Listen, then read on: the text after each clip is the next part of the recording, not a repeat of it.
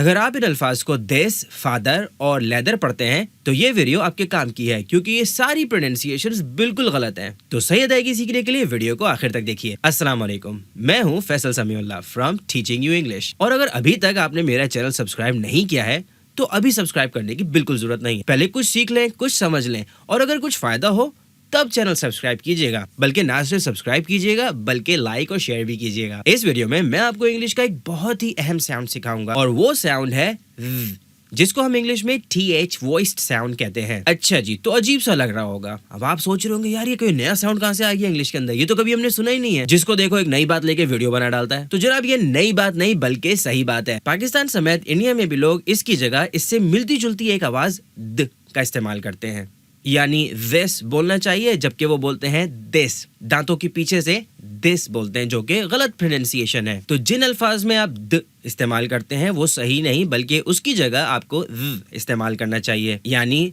This के बजाय this बोलना चाहिए, दिस। इस आवाज को अदा करने के लिए आपको अपनी जबान का ये हिस्सा, जिसको हम फेस ऑफ द टंग भी बोलते हैं, को ऊपर के सामने वाले दांतों के किनारों पर, यानी कि यहाँ लगाना होता है। आप सिर्फ देख ही रहे हैं या कर भी रहे हैं? मेरी जबान की पोजीशन और मुंह को देखिए, और बिल्कुल इसी तरीके से आप भी कीजिए। अब दोबारा मेरे साथ अपनी जबान इस पोजीशन पे लाइए और हल्क में आवाज पैदा कीजिए इस तरीके से, this, that, this, that। अगर आपने अपनी जबान को दांतों के पीछे लगाया तो फिर आवाज नहीं निकलेगी बल्कि द दिस, जो कि गलत है।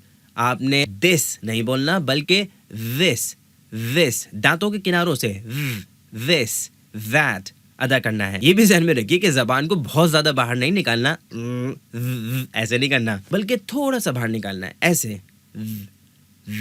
अब जबान को फिर से इस पोजीशन में लाइए और हल्क से आवाज निकालिए। अब मेरे साथ दोहराइए, this, that, these, those। अच्छा जी, अब आपको ये बताता हूँ कि हम इसको TH वॉइस्ड साउंड क्यों बोलते हैं। हम इसको वॉइस्ड साउंड इसलिए बोलते हैं क्योंकि जब हम इस आवाज़ को पैदा करते हैं, जब हम इस आवाज़ को निकालते हैं तो हमारे हल्क में वाइब्रेशन होती है, वॉइस पैदा होती है। तो इस वाइब्रेशन को महसूस करने के लिए अपनी 2 उंगलियां अपनी सांस की नाली पे रखिए और फिर इस आवाज़ को निकालिए। आप महसूस कर सकते हैं कि वाइब्रेशन हो रही है। वाइब्रेशन इसलिए हो रही है क्योंकि हम अपने हल्क में आवाज पैदा कर रहे हैं। मेरे साथ दोहराइए, द। अब आप सोच रहे हैं वो तो दा होता है, तो वो दा नहीं होता, वो द होता है। इसी तरीके से बोलिए, father,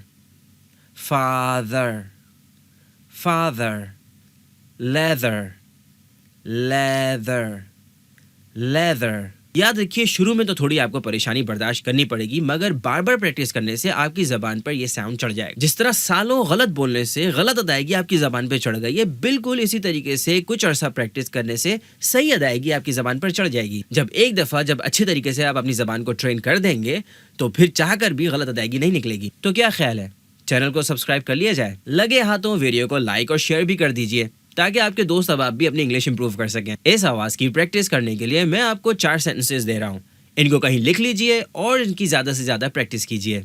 The girls told their brother about breathing. The weather didn't bother them. Neither of us can cook. Heather's feathers were gathered by others. तो उम्मीद करता हूँ कि इस वीडियो को देखने के बाद अब आपको ये साउंड अच्छे तरीके से समझ में आ गया होगा। लेकिन याद रखिए इसके लिए प्रैक्टिस बहुत करनी पड़ेगी। जितनी ज्यादा प्रैक्टिस करेंगे उतना कम वक्त लगेगा, और जितनी कम प्रैक्टिस करेंगे उतना ज्यादा वक्त लगेगा। अगर आप एक्सेंट इंप्रूवमेंट और प्रोनाउंसिएशन के बारे में कुछ पूछना चाहते हैं तो कमेंट करें, और साथ साथ ये भी बताइए कि आप कौन से मुल्क और शहर से ये वीडियो देख रहे हैं। बहुत जल्द एक नई वीडियो के साथ आपसे मुलाकात होगी। अपना ख्याल रखिएगा। अगर आप इन अल्फाज को दिस, फादर और लेदर पढ़ते हैं, क्योंकि कुछ अरसा सही अदायगी जबरदस्ती करने से कुछ ही अरसे के अंदर ये बिल्कुल इसी तरीके से सही बोलने से कुछ अरसे में सही